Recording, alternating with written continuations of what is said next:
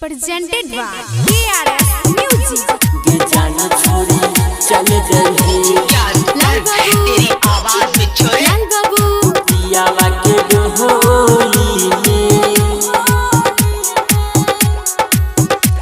के जाना छोड़ी चल जल्दी पियावा के डोली में के जाना छोड़ी चल जल्दी पियावा के डोली में तो हम के करा संग जियवई हंसी बोली के जाना छोड़ी चल जल्दी तू पियावा के डोली में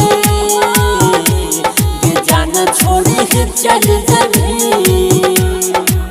जब ये दिल टूटता है के जाना छोड़ी चल लाल जल्दी बाबू तो आवाज नहीं होती, लेकिन जब ये टूटता है तू पियावा के डोली में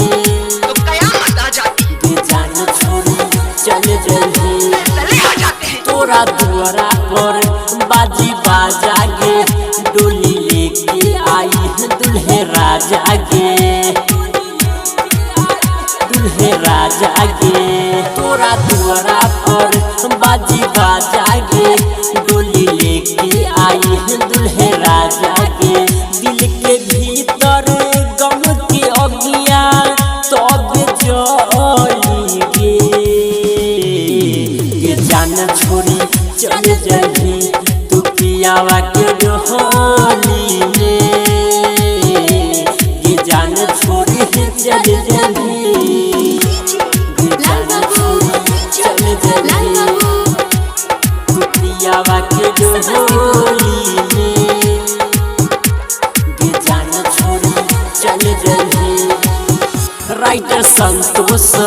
तोर दीवाना गे जानो दुनिया ई लोग जवाना गे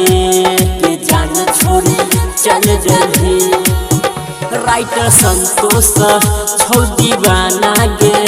जाने दुनिया ई लोग जवाना गे गुड्डू राजा दिल्ली साजा मारी गोली के जान छोड़ी चल जल्दी तू पियावा के डोली